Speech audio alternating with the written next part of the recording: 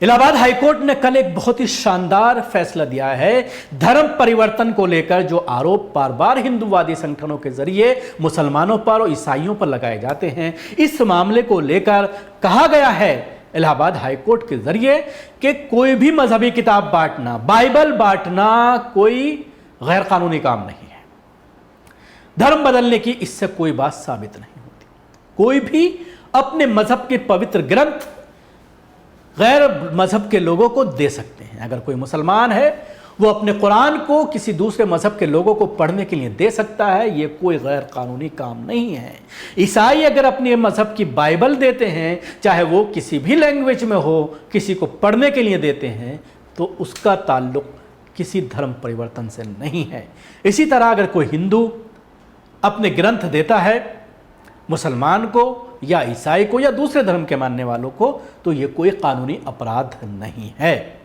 Allahabad high court ने कहा है कि अच्छी शिक्षा देना, पवित्र बाइबल की किताबें बांटना और भंडारा करना उत्तर प्रदेश गैर कानूनी धर्म परिवर्तन निषेध विधेयक 2021 the Uttar Pradesh prohibition of unlawful conversion of religion act 2021 के तहत धर्म परिवर्तन के लिए प्रलोभन नहीं है।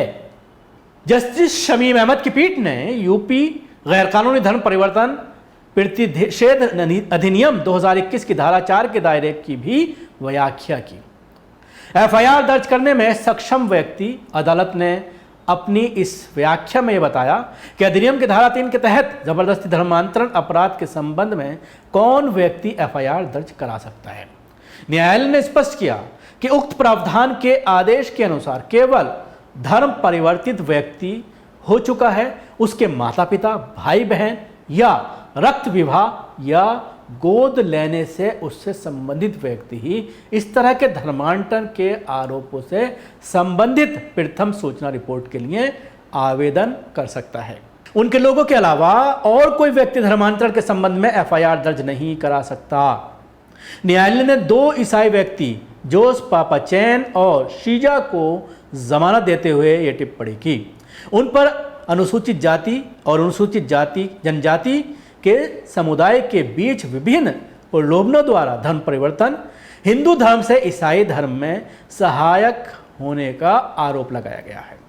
उन पर यूपी गैर कानूनी धर्म परिवर्तन निषेध अधिनियम की धारा 3 और 5/1 और SC/SC एक्ट की धारा 3/एक्ट DHA के तहत मामला दर्ज किया गया।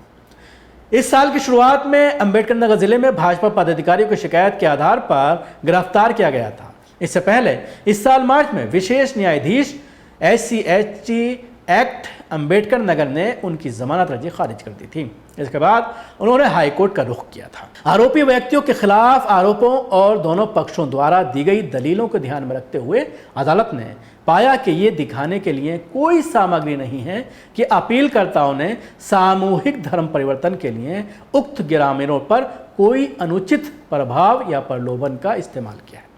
न्यायालय ने कहा इसके बजाय अपीलकर्ता बच्चों को अच्छी शिक्षा प्रदान करने और ग्रामीणों के बीच भाईचारे की भावना को बढ़ावा देने के में शामिल है, इसलिए ऐसी कोई सामग्री मौजूद नहीं है जो जबरदस्ती धर्म परिवर्तन की ओर इशारा करे। अदालत ने कहा शिकायतकर्ता के पास वर्तमान एफआईआर दर्ज करने का कोई अधिकार नहीं है, जैसा कि अधिनियम 2021 की धारा 4 के तहत प्रावधान किया गया है। फिर अपीलकर्ताओं के लिए वकील के तर्क में भी बल दिखाई देता है कि अच्छी शिक्षा देना, पवित्र बाइबल की किताबें बांटना, बच्चों को शिक्षा प्राप्त करने के लिए प्रोत्साहित करना, ग्रामीणों की सभा आयोजित करना, भंडारा करना और ग्रामीणों को विवाद ना करने और शराब ना पीने की हिदायत देना प्रलोभन नहीं है।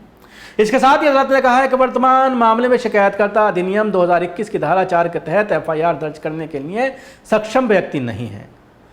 तदनुसार अपील की अनुमति दी गई और आरोपियों को जमानत पर रिहा करने का निर्देश दे दिया गया। उत्तर प्रदेश में ये एक आम सी बात हो गई, मध्य प्रदेश और उत्तर प्रदेश में, कि रविवार के दिन जब किसी भी घर में प्रेयर चल रही होती है ईसाइयों की और वहाँ पर कुछ लोग इकट्ठा होते हैं, तो अचानक हिंदूवादी संगठनों के जरिए हमला बोला जाता है। मुसलमान और ईसाई सॉफ्ट टारगेट हो गए हैं। हिंदूवादी संगठनों के लिए हमला बोला जाता है, पुलिस बुलाई जाती है, गिरफ्तारी करा दी जाती है, आरोप लगाया जाता है कि यहाँ पर धर्म परिवर्तन का काम चल रहा था, जो पूरी तरह से गलत है। शुक्रिया। आपको हमारी कोशिश कैसी लगी ज़रूर बताएं। हमारे यूट्यूब चैनल को सब्सक्राइब करना ना भूलें, इसके साथ ही बेल आइकन ज़रूर दें।